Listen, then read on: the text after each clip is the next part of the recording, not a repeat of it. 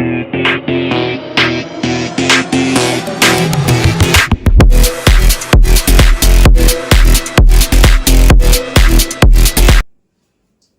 आम खाते हो?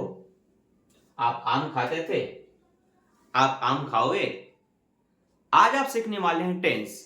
टेंस इसलिए जरूरी है क्योंकि कक्षा 12वीं हो, 10वीं हो, 9वीं हो, 8वीं हो या फिर कॉलेज हो, डू अस डायरेक्ट एक ऐसा टॉपिक हो जाता है ग्रामर से जिससे आपके एग्जाम में 15 नंबर, 20 नंबर, 25 नंबर तक के मैक्सिमम क्वेश्चन आते हैं, जिसमें टेंस के फिल इन द ब्लैंक होते हैं, आपके मॉडल्स होते हैं, वॉइस और पैसिव वॉइस होते हैं, और साथ ही साथ जितने भी यूज होने हैं, सो दैट, अज सुन अस, ऐसे सारे टॉपिक ग्रामर वोकैबुलरी के अंदर हैं, जिनसे आपको कम से कम 30 नंबर इजीली मिल जाएगा और आप बिना किसी टेंशन के अपने एग्जाम में पास हो जाएंगे।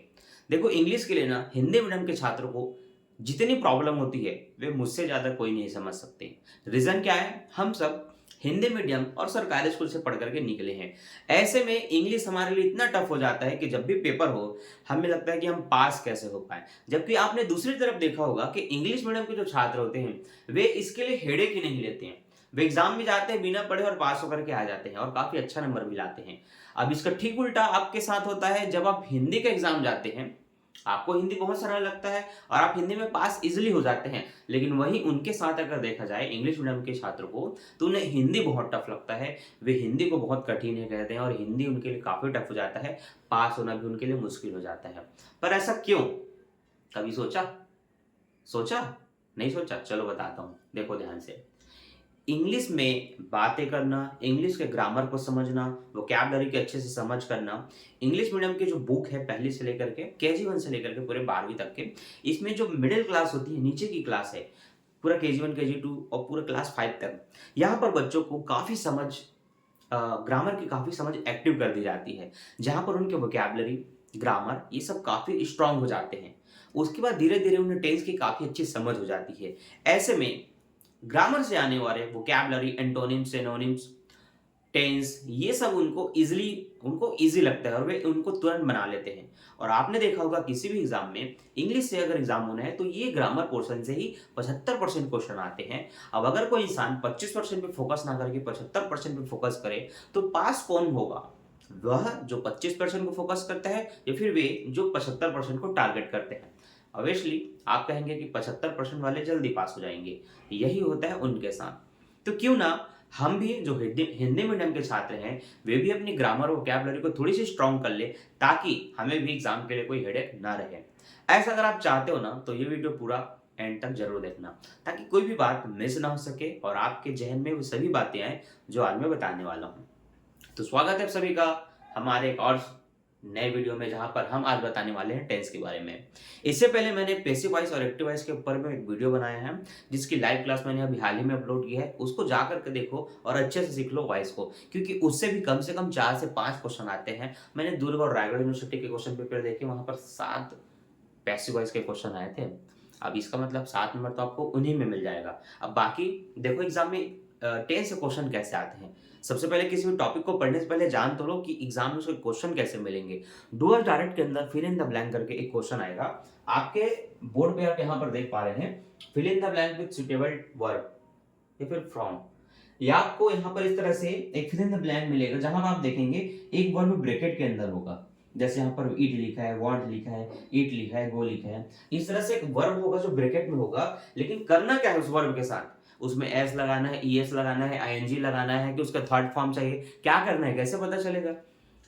यहाँ पर कुछ नहीं लिखा रहेगा, टेंस लिखा हो सकता है और इसके बाद फिर इस तरह से आपके फिल इन द ब्लैंक होंगे। अब ये कैसे बनेगा, ये जानना है तो फिर इस वीडियो को एंड तक जरूर देखना, क्योंकि वीडियो खत्म होने के बाद ऐसे हजारों क्वेश्चन आप चुटकी बजा के बना पाएंगे। ठीक है, तो थोड़ी सी ग्रामर की समझ के लिए पहले थोड़ी बेसिक बातें पर, बेसिक चीजों पर आते हैं। सबसे पहली बेसिक चीज होती है सब्जेक्ट की समझ, वर्ब की समझ और ऑब्जेक्ट की समझ। ठीक है, जब आपने इन तीनों को समझ लिया ना, तो फिर आगे जा करके हम जो अभी पूरा समझाने वाले हैं वे आपको इजीली समझ में आएंगे, काफी सरल लगेंगे। और ये वीडियो उन सभी बच्चों के लिए जिनका आज से पहले ग्रामर से कोई ताल्लुकात नहीं है, जिन्हें बिल्कुल भी समझ नहीं आता। अभी ध्यान से देखो अपने एसडीएम सर को, अगले 2 मिनट के अंदर आपको बहुत ईजी लगने लगेगा कि टेंस कितना सरल है। ठीक है, तो देखो सबसे पहले ना, टेंस में ऐसी बातें की जाती हैं जो काम आप अभी कर रहे हैं या आप कर चुके हैं या फिर आप करने वाले हैं। यहाँ पर एक सब्जेक्ट होगा, उसकी काम होगा, उसके कुछ काम होंगे, उसी के बारे में ज़िक्र होता है। जैसे मैं कल फुटबॉल खेलूँगा, मैं क्रिकेट खेल चुका हूँ, मैं अभी पढ़ूँगा। अभी मैंने जो भी बातें कही, इसमें मैंने अपने काम के बारे में बताया कि कल मैं ये खेलूँगा, कल मैं ये कर चुका हूँ, आज मैं पढ़ रहा हूँ। तो जब भी कोई व्यक्ति अभी के काम को बताए, बीते हुए काम को बताए और आने वाले कल के काम को बताए, अगर वे अपने काम को ही बता रहे हैं, मतलब वे किसी न किसी तरह से टेंस का उपयोग कर रहे हैं। वे चाहे हिंदी में बात करें, चाहे इंग्लिश में। अब ध्यान देना, इसी को आपको समझना है और इंग्लिश में बोलना है और इंग्लिश में अंडरस्टैंडिंग को पूरा डेवलप करना है ताकि बोलना और समझना दोनों आसान हो जाए। अब उसके लिए देखो, जब मैं सब्जेक्ट कहता हूँ, तो सब्जेक्ट कौन होता है? जो खुद अपने काम को बता रहा है या खुद उस काम को कर रहा है। जो किसी काम को करेगा वो सब्जेक्ट कहलाता है। जैसे मैं पढ़ा रहा हूँ, मैं सब्जेक्ट हूँ। आप पढ़ रहे हैं, आप भी सब्जेक्ट है क्योंकि आप पढ़ने का काम कर रहे हैं। आप देख भी रहे हैं, मैं बोल रहा हूँ। तो हम जो भी काम अभी कर रहे हैं, वो मैं करूँ चाहे आप करें, हम दोनों ही सब्जेक्ट हैं। तो इसी तरह से जैसे मैंने मैं और आपके लिए आप का यूज़ कहा, तो देखो हिंदी में भी 2 अलग-अलग वर्ड है। मेरे लिए मैंने मैं कहा, आपके लिए मैंने आप कहा। तो मैं और आप 2 अलग-अलग चीज़ है। वैसे इंग्लिश में सब्जेक्ट कुछ इस तरह से होंगे। आप ध्यान से देखिए, सब्जेक्ट पहले आई होता है, मतलब मैं। यू मतलब आप, तुम या फिर बहुत सारे लोग यू के अंतर्गत आते हैं। वी मतलब हम में हम सब। वीडियो में 10 बच्चे हो, 1 लाख बच्चे हो, हम सब हम के अंतर्गत आ जाते हैं। दे का मतलब होते हैं वे। वे में 1 और 2 दोनों हो सकते हैं। वे आ रहे हैं या फिर वे बच्चे आ रहे हैं, इस तरह से। ही, सी और इट। ही, सी और इट। ही इसके लिए प्रयोग करते हैं जब हम किसी व्यक्ति को, जिसको हम नहीं जानते, थर्ड पर्सन, जब हम उसको वह कहते हैं। वह लड़का अच्छा खेलता है, वह लड़की अच्छी गाती है। तो जब मैं वह कह रहा हूँ, तो लड़कों के लिए अगर मैं वह कह रहा हूँ तो मुझे ही लगाना है। लड़कियों के लिए वह कह रहा हूँ तो मुझे सी लगाना है। इसके बाद आपका इट है। इट उन निर्जीव चीजों के लिए कहा जाता है जो इंसान या मनुष्य नहीं है, लेकिन काम करते हैं। जैसे पंखा चल रही है, तो फैन इज रनिंग। उसको मैं कह सकता हूँ ये चल रहा है, इट इज रनिंग। ठीक है। तो ध्यान ये देना, सब्जेक्ट कुछ जीवित निर्जीव दोनों प्रकार के हो सकते हैं। ठीक है। जो जीवित होते हैं उसको लिविंग कहते हैं, जो निर्जीव होते हैं उसको नॉन लिविंग कहते हैं। तो जो जीवित होता है अपना काम खुद करता है तो डूअर कहलाता है, और जो निर्जीव अपना काम खुद नहीं कर पाएगा वो नॉन डूअर कहलाता है। ठीक है। इसके बारे में बहुत सारी बातें हैं। आते हैं आपके दूसरे टॉपिक पर। दूसरा आपको समझ में होना चाहिए वर्ब के बारे में। वर्ब क्या होते हैं? वर्ब का मतलब होता है काम। काम के इंग्लिश में 3 प्रकार से रूप है, 3 प्रकार नहीं, 3 से ज़्यादा है, लेकिन मुख्य 3 प्रकार से उसको डिवाइड किया गया है। वैसे 5 फॉर्म होते हैं वर्ब के, आपको 3 ही याद रखना है। पहला, ऐसा वर्ब जिसमें कोई भी third form, fourth form, S, E S, I N G कुछ भी ना लगा हो। जैसे सिर्फ खाना, ईट, गाना, सिंग, बोलना, टॉक, सुनना, लिसन, कहना या बोलना, स्पीक, और आना, कम, जाना, गो। हमने जब इन सभी काम के बारे में ज़िक्र किया, तो हमने बस गो, कम, इसके बारे में ज़िक्र किया। लेकिन आपने देखा होगा, गो का गॉन हो जाता है, गोज़ हो जाता है, वेंट हो जाता है। ये उसके अलग-अलग फॉर्म होते हैं। तो वर्ब के 3 फॉर्म होते हैं, फर्स्ट, सेकंड, थर्ड, जिसको हम गो, वेंट, गॉन कहते हैं। कब किसका कहाँ यूज़ होगा? जब ये गाड़ी अभी आगे चलेगी जो मैं पढ़ा रहा हूँ, तो आपको धीरे-धीरे सब कुछ समझ में आते जाएगा। अभी सबसे पहले हम समझते हैं वर्ब के फर्स्ट फॉर्म का उपयोग कहाँ होता है। देखो, वर्ब के फर्स्ट फॉर्म का उपयोग सबसे पहले टेंस में कहीं पर होता है, तो वे कहलाता है इंडेफिनिट टेंस। इंडेफिनिट टेंस को आप एक सरल वाक्य, साधारण वाक्य समझ सकते हैं, जहां पर व्यक्ति अपने हॉबीज को बताता है, अपनी आदत को बताता है। जैसे मैं सुबह उठता हूँ, मैं रोज गाने सुनता हूँ, मैं रोज ब्रश करता हूँ, मैं रोज नहाता हूँ, मैं रोज खाना खाता हूँ, मैं रोज गार्डन जाता हूँ। ठीक है। मैं इसकी फिल्में देखता हूँ, मैं उसकी स्टोरी देखता हूँ, मैं भूत की कहानी सुनता हूँ। तो जब भी कोई व्यक्ति अपनी इच्छाओं या फिर अपनी आदतों को बताता है, तो ये समझ लीजिए वो इंडिपेंडेंट टेंस का प्रयोग कर रहे हैं। और वहीं पर इस टाइप की बातों में जिसमें व्यक्ति अपनी आदत या इच्छा जाहिर करे, आपको केवल वर्ब का फर्स्ट फॉर्म उपयोग करना है। लेकिन ध्यान यहाँ पर भी रखना है, अगर वो पास्ट की बातें बताई जा रही है, मैं पढ़ता था, मैं इसको देखता था, तब आपको वर्ब का सेकंड फॉर्म लगाना होता है इंडेफिनिट के अंदर। अन्यथा इंडेफिनिट के जब आप प्रेजेंट सेंटेंस बनाते हैं या फिर फ्यूचर के, तो वहां पर वर्ब का फर्स्ट फॉर्म होता है। उदाहरण के लिए कुछ काम मैंने लिखे हुए हैं। जैसे आप आम खाते हो, आप आम खाते थे, आप आम खाएंगे।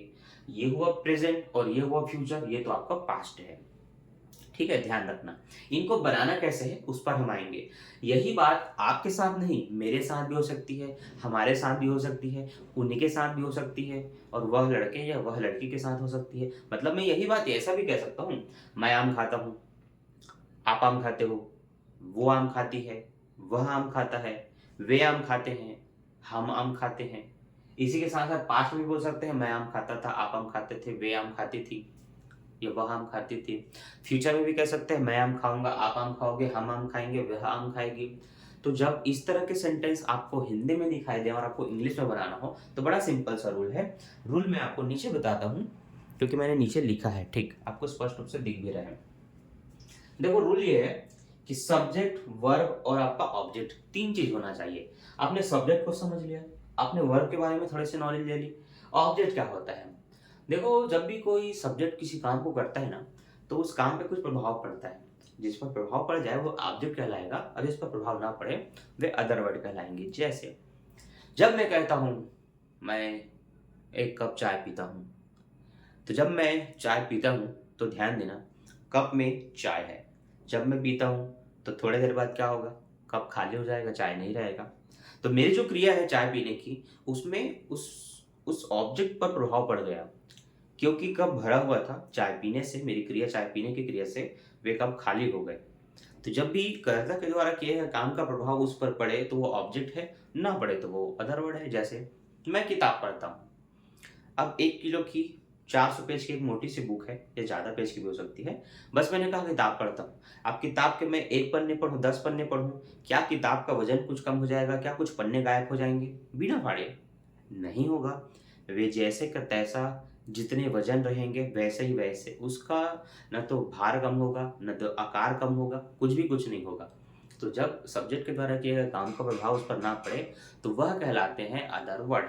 ठीक है? चलिए जानते हैं कुछ इंग्लिश सेंटेंस से। हुँ।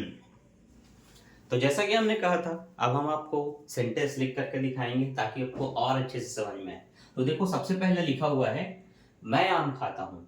तो यहाँ पर रूल को याद रखना, रूल क्या है? सबसे पहले जो भी सब्जेक्ट है, मैं खाऊँ चाहे आप खाएँ, पहले उसको लिखेंगे। तो सबसे पहले सब्जेक्ट होगा, फिर उसका काम होगा और फिर आपका ऑब्जेक्ट होगा। पर बात ये है कि जो सब्जेक्ट होते हैं, उनमें जो थर्ड पर्सन है, उनके साथ उनके काम में एस लग जाता है। जिसके लिए मैंने रूल समझाया है यहाँ पर। अगर ही, सी, नेम या इट लिखा हो सब्जेक्ट के रूप में, मतलब ना तो मैं ना तो आप, वह लड़का, वह लड़की या राम, श्याम, मोहन या फिर इट इज़, अगर ये दिखाई दे आपको सबसे पहले सब्जेक्ट के रूप में, तो उनके साथ उनके काम में एस या फिर ईएस लग जाएगा। ठीक है? आप, मैं, हम, तुम इनके साथ नहीं लगता, ग्रुप में नहीं लगता। ठीक? चलिए आगे देखते हैं।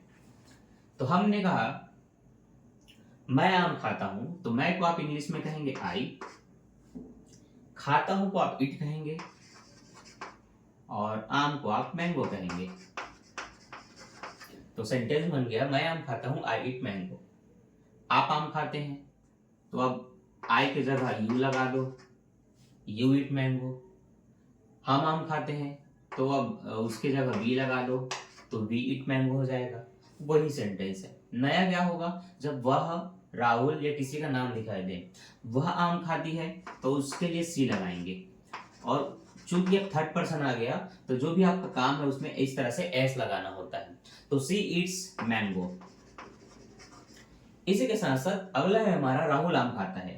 एक नाम है तो हम कहेंगे राहुल इट्स मैंगो। तो आपने देखा कि जब आई यू वी दे होते हैं उस समय कुछ नहीं करना, जो भी काम है बस उसको उठा करके उसमें लिख देना है। लेकिन जब थर्ड पर्सन आ जाए, ही, सी, नेम, तो उसमें देखो काम में, वही काम में एस लग जाता है। बस यही सीखना होता है इंडेफिनिट में।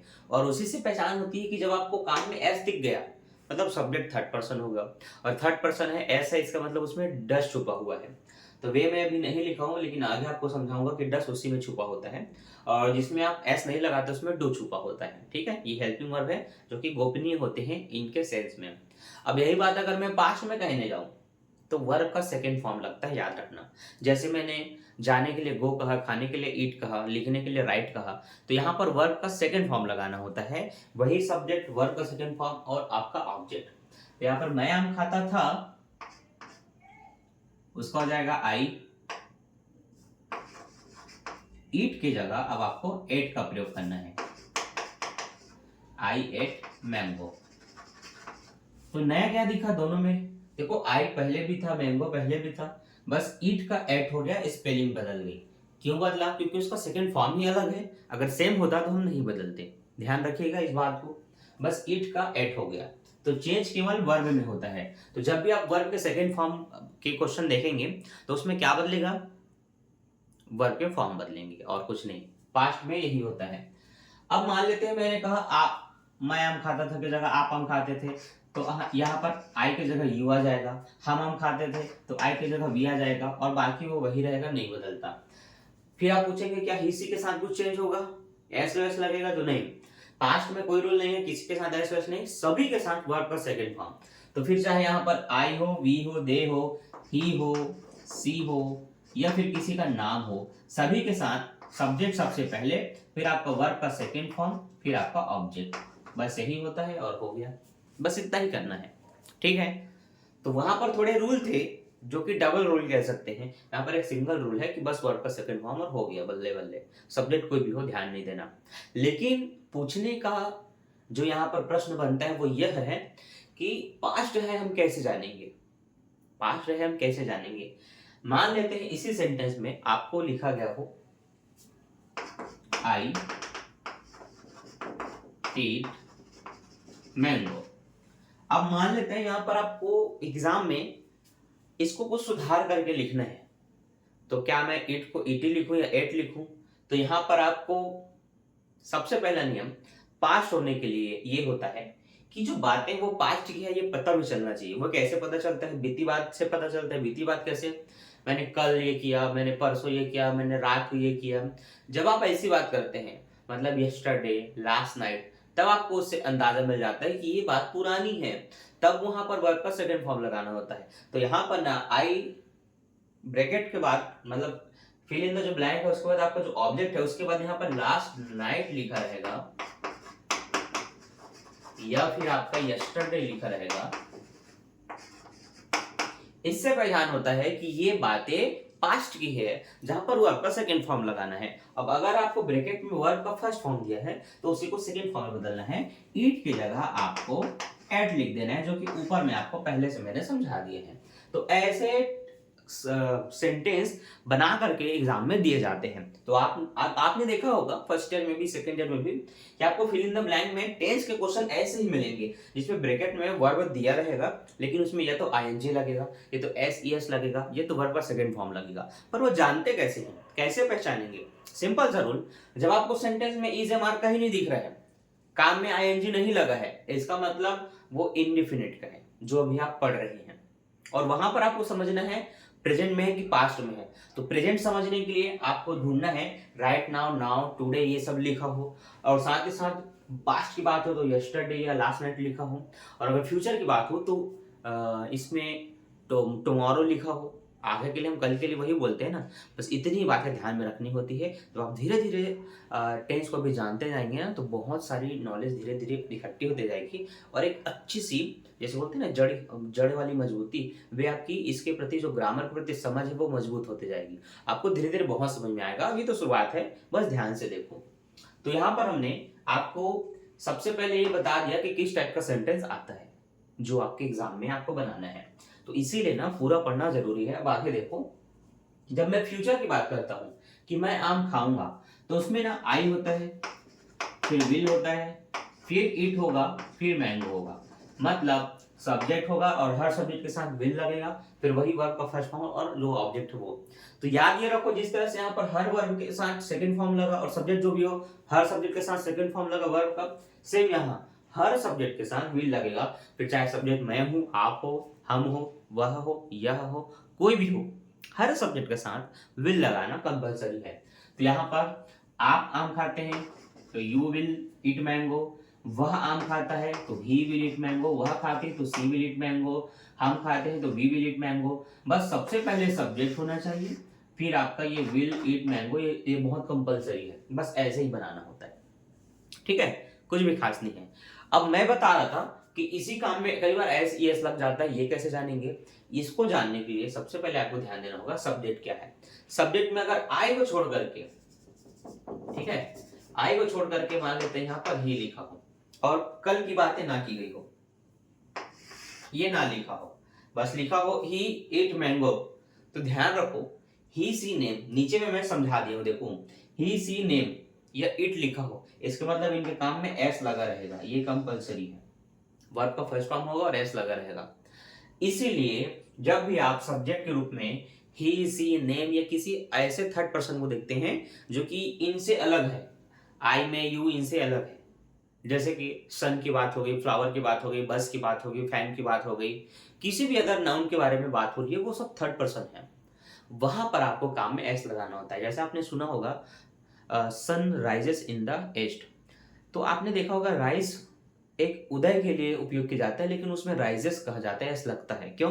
क्योंकि सन हमारे लिए थर्ड पर्सन हो गई, क्योंकि अभी अगर हम बात कर रहे हैं, मैं बोल रहा हूँ, आप सुन रहे हैं, तो मैं फर्स्ट पर्सन, आप सेकंड पर्सन, अब हम जिसके भी बारे में बात करेंगे वो थर्ड पर्सन। अभी हमने सूर्य के बारे में बात किया, थर्ड पर्सन हो गए, तो काम में एस लगा, बस यही ध्यान में रखना कि जब भी आपको थर्ड पर्सन दिखाई दे उसके काम में एस ही लगेगा, फिर काम जैसा भी दिया हो सिर्फ फर्स्ट फॉर्म और एस लगा के लिखना है। ये आपने अभी बस इंडेफिनेट को समझा और आपने अपना पहला क्वेश्चन समझ लिया जो आपको एग्जाम में कंफ्यूज करने के लिए देगा, और यही सब क्वेश्चन ज्यादा आते हैं, इंडेफिनेट के क्वेश्चन सबसे ज्यादा दिए जाते हैं। क्यों दिए जाते हैं? क्योंकि यहाँ पर बच्चे ना जितना सीखेंगे अभी आगे, यहाँ पर आगे शून्य हो जाते हैं, क्योंकि सबसे ज्यादा कठिन यही बन जाता है। अभी शुरुआत में आपको हल्का लगेगा, लेकिन धीरे धीरे बाकी सब बहुत इजी लगेंगे, लेकिन जब क्वेश्चन करेंगे ना तब आपको पता चलेगा यार कठिन तो ये है, बात तो बहुत सरल है और बात सही भी है। तो हम आपको धीरे धीरे स्टेप बाय स्टेप बताते जाएंगे कि क्वेश्चन कैसे बनेंगे। अब ध्यान दो, यहाँ पर लिखा है, अभी जो आपने इंडेफिनिट समझा उसी के आधार पे लिखा है, पहला राहुल ईट मैंगो यस्टरडे। यस्टरडे मतलब बीती हुई बात। अब यहाँ पर वर्ब का कौन सा फॉर्म है? ईट, जो वर्ब का फर्स्ट फॉर्म है। अब आप ही बताओ, यस्टरडे बोला गया है मतलब कल की बात कही गई है, तो क्या हमें वर्ब का फर्स्ट फॉर्म लगाना है?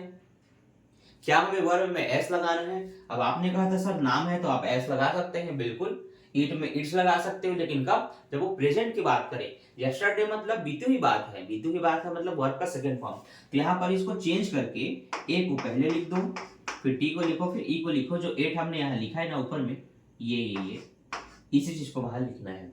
अब आपको समझ में ज्यादा अच्छे से आया होगा कि कैसे आप इस ग्रामर के क्वेश्चन को बना सकते हैं। बस ध्यान में रखना होता है छोटे छोटे नियम, जो कि आपको मैं धीरे धीरे अभी समझाते जा रहा हूँ। इनको ना जोड़ के चलो कड़ी की तरह, एक माला की तरह, ताकि थोड़े थोड़े करके जब वो माला तैयार हो जाए तो उसको अच्छे से धारण करो और कभी निकल ना पाए।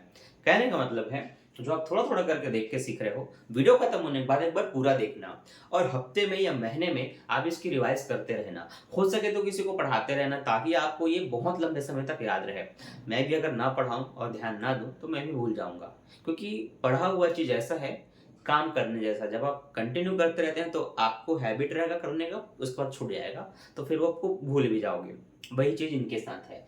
ग्रामर बहुत ईजी होता है, बस शर्त है आप पढ़ रहे हैं, पढ़ा रहे हैं, रिवीजन कर रहे हैं, कुछ ना कुछ तो करना पड़ेगा। चलिए दूसरा देखते हैं। दूसरा में लिखा है सालू, ये यू है ना, SHALU, Shalu want to meet you. ठीक है, अब सबसे पहले इसमें ये देखो कि प्रेजेंट है, पास्ट और फ्यूचर है। फ्यूचर होने के लिए टुमारो होना चाहिए, पास्ट होने के लिए यस्टरडे या लास्ट नाइट होना चाहिए। हमें इसमें कुछ भी नहीं दिख रहा है। इसका मतलब हम ये समझ सकते हैं कि ये बात प्रेजेंट का है। किसका है? प्रेजेंट का है। आगे क्या ध्यान देना होता है? आगे ध्यान ये दो कि अब सबसे पहले सब्जेक्ट ग्रुप में क्या है? First person, second person, third person. ये एक नाम है और नाम के साथ एस या ईएस लगाया जाता है, तो उसके काम जो भी हो उसमें बस एस लगा के उसी को लिख दो। तो जैसे वांट लिखा है तो वांट ही आएगा, लेकिन एस लगा देंगे, तो सालू वांट नहीं होगा, क्योंकि एक नाम है तो एस लगाना जरूरी। जैसे कि सन राइजेस बोला, वैसे ही सालू वांट्स टू मीट यू, बस सिंपल। आपको पूरा आंसर तो दिया रहता है, इंग्लिश को मैं सरल इसलिए कहता हूँ क्योंकि सारे आंसर आपको दिए रहते हैं। थोड़ी सी अपने आईक्यू के इस्तेमाल करके उसी को लिख करके ठीक से लिख करके आपको पास हो जाना है। अब बताओ, जो इंग्लिश मीडियम के बच्चे सोचते हैं कि हिंदी इंग्लिश तो बहुत सरल है, उसके लिए मैं क्या तैयारी करूं, वैसा क्यों सोचते हैं? भाई उनको फंडा तो पता है ना, सारे आंसर तो इंग्लिश के बुक में दिए हैं, क्वेश्चन पेपर में दिए हैं, उनको तो उनको ठीक से करेक्ट करके लिखना है।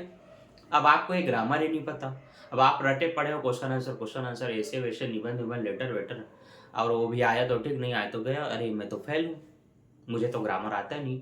तो फोकस सही जगह करो, सीखो उनको, जिसमें एक बार की मेहनत में आपका पूरा first year, second year, final year और पूरा एमकॉम तक का आपका कंप्लीट हो जाए, साथ ही साथ कोई भी कंपटीशन एग्जाम उस पर फोकस करो ना, जो हर जगह काम है, ना कि उस पर जो अभी टेम्पररी टाइम पीरियड के लिए है, जो बाद में बदल जाएगा। उस पर फोकस ज़्यादा नहीं करते, मतलब चैप्टर पे ज़्यादा फोकस करो ही मत। पूरा फोकस करो अपने ग्रामर, वोकैबलरी, सफिक्स, परफिक्स, दुनिया भर के जितने भी हैं पूरे ग्रामर, उनको सीखने में। अभी मैंने आपको सिखाया, अभी मैं आपको बहुत कुछ सिखाऊंगा, ये पार्ट 1 है। आगे देखो, हमारे पास है अगला आई एम, यहां पर लिखा है इट राइस नाउ। अब ध्यान देना, यहां पर एम आ गया। एम का प्रयोग होता है कंटिन्यूअस में। कंटिन्यूअस मतलब जो अभी चल रहा है। ये जो हम इंडेफिनिट पढ़ रहे हैं, इनको खत्म करने के बाद हम जाएंगे कंटिन्यूअस की ओर। तो कंटिन्यूअस के सेंटेंस अभी आपको समझ में नहीं आएंगे, इसके लिए आपको इस वीडियो को पूरा देखना पड़ेगा, ताकि इंडेफिनिट को खत्म करें और इसका टॉपिक 2 स्टार्ट करें, ठीक है। उसके बाद देखो अगला, अगले में हैव लिखा है। सब्जेक्ट के साथ अगर is, am, are, have, was, were या हैड, हैव, हैज ये सब दिखाई दे, मतलब ये आगे के फॉर्म है। अभी आप फर्स्ट फॉर्म में है पूरे, इसके बाद सेकंड फॉर्म है, थर्ड फॉर्म है, उसको फोर्थ फॉर्म भी है, मतलब हमें आगे पार्ट 1 पार्ट 2 करके सीखते जाना है। अभी हम पार्ट 1 में है और ये हमारा पार्ट 1 का नहीं है, ये भी नहीं है, ये पार्ट 2 पार्ट 3 के हैं, तो आपके पार्ट 1 के बस यही हैं। तो इस टाइप के क्वेश्चन आपको एग्जाम में दिए जाएंगे, जो आपसे बन जाएगा। अब आपको सबसे पहला काम क्या करना है? सबसे पहला काम ये करना है, जितने भी साल का क्वेश्चन पेपर आपको मिले 2016, 17, 15, 18, 19, 20, 21, 22, सबके इंग्लिश के क्वेश्चन पेपर उठा करके देखो। मैंने हाल ही में एक वीडियो अपलोड किया है कि आप कैसे किसी भी यूनिवर्सिटी का क्वेश्चन पेपर डाउनलोड कर सकते हैं। लाइव सेशन में वो वीडियो था, शॉर्ट वीडियो में, शॉर्ट के फीड में भी वो वीडियो है, जा करके देखो और सीखो कि कैसे आप किसी भी यूनिवर्सिटी का क्वेश्चन पेपर डाउनलोड कर सकते हैं। उसके बाद डूअर्स डायरेक्ट में जाओ और फिल इन द ब्लैंक को देखो। फिल इन द ब्लैंक में आपको टेंस के ऐसे ही सेंटेंस मिलेंगे जहां पर आंसर ब्रैकेट में दिया रहेगा, एस, ई, एस वगैरह लगा करके उसको ठीक करना है। तो आप ये जा करके देखो ऐसे कितने सेंटेंस हैं जिसमें ना तो एम होना, तो इज होना, तो आर होना, तो वाज होना, तो वर होना, तो हैव, हैज, हैड हो। बस इस तरह के सेंटेंस लिखा जाए जहां बस सब्जेक्ट हो और उसका काम हो। वे सेंटेंस जब जैसे आपको मिले, अपना दिमाग लगाओ और उसको बना करके देखो, क्योंकि प्रेजेंट कहो, पास्ट कहो, फ्यूचर कहो, सब मैंने बता दिया कि किस तरह से वे बनेंगे। अब मैं फ्यूचर का एक और बता देता हूं, मिटाऊं क्या? एक मिनट देख लेता हूं, उधर आपको दिखाई दे रहा है? हाँ, उधर दिखाई दे रहा है, प्रॉपर दिखाई दे रहा है, तो चलो मैं उधर ही बताता हूं, ठीक है, ध्यान देना। जैसे मैंने लिखा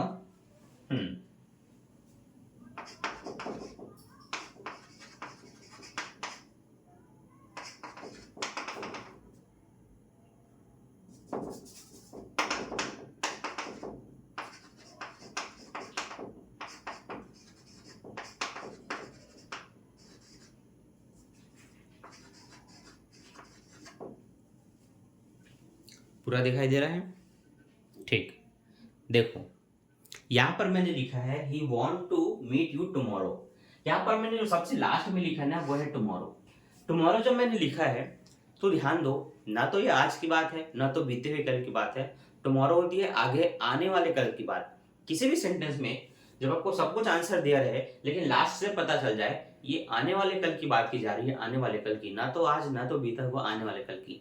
आने वाले कल की बात होगा मतलब आपको तीसरे नंबर पे ध्यान देना है, जहां पर हर सब्जेक्ट के बाद विल लगाना कंपलसरी है, और वही वर्ब का फर्स्ट फॉर्म रहेगा जो आपको दिया जाएगा। इसका मतलब ये हुआ, जब आपने समझ लिया उसको देख करके कि ये फ्यूचर की बात है, तो काम में कोई परिवर्तन नहीं होगा। काम अगर फर्स्ट फॉर्म में है तो फर्स्ट फॉर्म में ही रखना है, बस विल लगा देना है सब्जेक्ट के बाद, ठीक। तो इसका आंसर क्या होगा? He will want to meet you tomorrow। तो यहां पर ध्यान दो, हमने बस will को ऐड किया, उसी काम को यहां पर लिख दिया और हमारा सेंटेंस बन गया। बस इतना ही सिंपल है, ज्यादा दिमाग नहीं लगाना है, बहुत ही सरल है। कठिन इसको आप बिल्कुल नहीं कह सकते। हाँ, अब यहां पर मैं मान लेता हूं वांट की जगह या फिर कुछ दूसरे काम को ले जाता है, जैसे कि 3 फॉर्म होते हैं, गो, वेंट और आपका गॉन, वर्ब का थर्ड फॉर्म, ठीक है। ये first form, second form, third form. इसमें से मान लेते हैं यहां पर वांट की जगह वेंट लिखा होता, क्या लिखा रहता? वेंट लिखा रहता। और आपको बताया जा रहा है टुमारो, मतलब कब की बात हो रही है? आने वाले कल की। आने वाले कल में ना वर्ब का फर्स्ट फॉर्म ही होता है, सेकंड फॉर्म तो होता नहीं। मतलब ये पूरा गलत है। इसका मतलब इसको प्रेजेंट फॉर्म में करके लिखना है। खैर वैसे तो क्वेश्चन नहीं देगा, लेकिन अगर इन इन किसी सीरियस केस में ऐसा टफ क्वेश्चन दे दिए गए जहां पर आपको दिमाग का ज्यादा इस्तेमाल करना है, तो बस उतना ही करो। जब भी फ्यूचर की बात हो, वर्ब का फर्स्ट फॉर्म, ना तो सेकंड ना तो थर्ड, इसका मतलब जो भी वर्ब हो उसका उसके फर्स्ट फॉर्म में बदल के आंसर लिखना होगा। तो यहाँ पर आप वेंट की जगह फर्स्ट फॉर्म उसका गो का प्रयोग करेंगे, तो यहाँ पर आप गो लिख देंगे। अब इससे टफ नहीं पूछता, जितना सरल पूछना था वह मैंने आपको समझा दिया। अब आप अपने क्वेश्चन पेपर को देख के सॉल्व भी कर सकते हैं, ठीक है, और आपसे बन भी जाएगा। तो मैं चाहूंगा पहले इस एक इंडेफिनेट के आधार पर आप उन क्वेश्चनों को बना करके देखो जो आपसे बन जाएंगे। बाकी तो अभी बहुत सारी चीजें पढ़नी है, लेकिन वीडियो लंबा नहीं होना चाहिए, इसीलिए टॉपिक वाइज हम इसको पढ़ेंगे, ठीक है। तो फटाफट वीडियो को लाइक करो, अगर समझ में आ गया तो। आ गया होगा, मुझे उम्मीद है समझ में आ गया ना। तो वीडियो को लाइक करो, सभी अपने दोस्तों को शेयर करो ताकि उनकी भी ग्रामर स्ट्रांग हो पाए।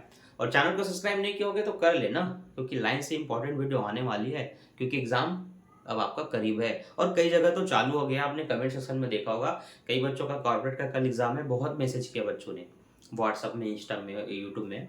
अब मैं पहले ही आईएमपी आपको वीडियो बना के बता दिया हूँ जहाँ पर क्या क्या कैसे पढ़ना है। आपने नहीं देखा तो बिल्कुल जा करके देखो। अभी का ज़्यादातर जो वॉच जा रहे हो वो कॉर्पोरेट अकाउंट के ऊपर जा रहा है, तो वीडियो पहले ही बना हुआ है, आप भी जा करके देख लो, तैयारी कर लो। बाकी मिलता हूँ नेक्स्ट वीडियो में। Thanks for watching, bye bye.